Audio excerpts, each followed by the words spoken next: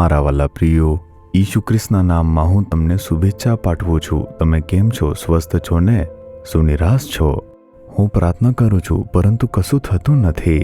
ઘણા લોકો સાક્ષી આપે છે પરંતુ મારી સાથે કંઈ થતું નથી. શું આમ વિચારો છો?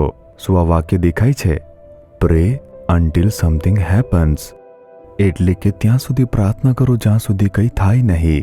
નિરંતર પ્રાર્થના કરો. તેઓએ અહીં પ્રાર્થના પર્વતમાં આ લખ્યું છે. શું વાક્ય સારું નથી? ઈસુ શું કહે છે? લૂક તેના 18 અધ્યાયના પહેલા વચનની અંદર, મારા બાળકો, સર્વદા પ્રાર્થના કરવી જોઈએ અને કાયર થવું નહીં. આમ પ્રભુ કહે છે, પુત્રી તું નિરાશ છે, પુત્ર તું નિરાશ છે, ભાઈ તું નિરાશ છે. પ્રભુ ઈસુ કહે છે કે નિરાશ ન થાઓ, પ્રાપ્ત ન થાય ત્યાં સુધી પ્રાર્થના કરો, છોડશો નહીં. પ્રભુ ચોક્કસપણે તમારા માટે ચમત્કાર કરશે. અને તેથી જ શું તેમણે નિરાશ થયા વિના પ્રાર્થના કરવા વિશે અહીં એક દ્રષ્ટાંત કહ્યું નથી. એક વિધવા છે, તે પ્રાર્થના કરતી રહે છે. 1 દિવસ, 2 દિવસ, 3 દિવસ ન્યાયાધીશ તેને જવાબ આપતો ન હતો.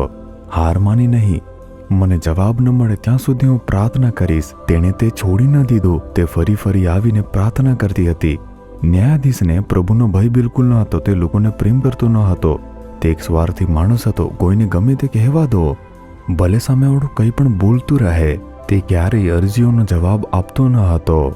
પરંતુ કારણ કે આ વિધવા વારંવાર આવતી હતી, શા માટે આ વિધવા રોજ મારી સામે ઊભી રહીને આવું કહે છે, આવું કરો તેવું કરો, એવો વિક્ષેપ કરતી રહે છે? આપણે તેનું જે પણ કાર્ય છે તે આપણે પૂર્ણ કરી નાખવું જોઈએ. તાત્કાલિક કાર્ય થઈ ગયું.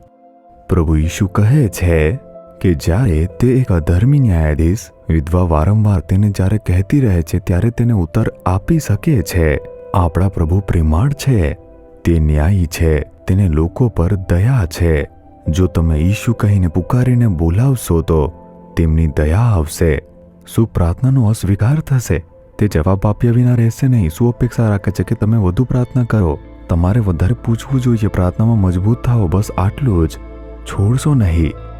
વર્ષ 1978 થી હજુ સુધી 45 વર્ષ થઈ ગયા છે. ભારતમાં જાગૃતિ મોકલો, દરેકને તમે બચાવો, અમે પ્રાર્થના કરીએ છીએ. પરંતુ અમે જે પ્રાર્થના કરીએ છીએ, અપેક્ષા રાખીએ છીએ, આજ સુધી થયું. પરંતુ અમે હાર માની નથી. શું અમે પ્રાર્થના કરતા નથી? પરિવર્તન આવશે તેના સંકેતો દેખાવા લાગ્યા છે. લોકોના ટોળાને બચાવીને તેમને આશીર્વાદ આપવામાં આવે છે. અમે હમણાં સંકેતો જોવાનું શરૂ કરી રહ્યા છીએ. પ્રાર્થનાના 45 વર્ષ પછી. એનો અર્થ છે ઉત્સાહથી પ્રાર્થના કરવી જોઈએ. પ્રાર્થના છોડશો નહીં. પ્રાપ્ત કરો ત્યાં સુધી છોડશો નહીં.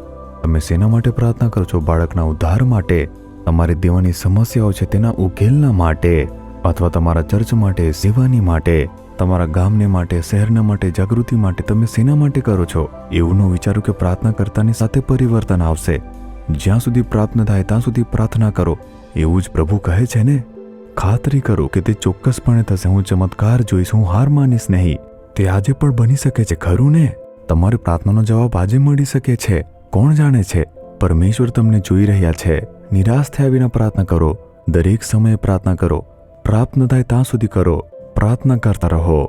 હે પ્રભુ, તમે આ પુત્ર, આ પુત્રી સાથે વાત કરી છે પ્રભુ. તેમની જેટલી નિરાશા છે પ્રભુ, તેને પરિવર્તિત થવા દો. પ્રાર્થના કરવાની તમે કૃપા આપો. તમે ઝડપથી ન્યાય અપાવશો પ્રભુ. તેઓ ટૂંક સમયમાં એક ચમત્કાર જોવાના છે. ત્યાં સુધી રોકાયા વિના પ્રાર્થના કરવાની કૃપા આપો. ઈશુના નામમાં. Amen, amen.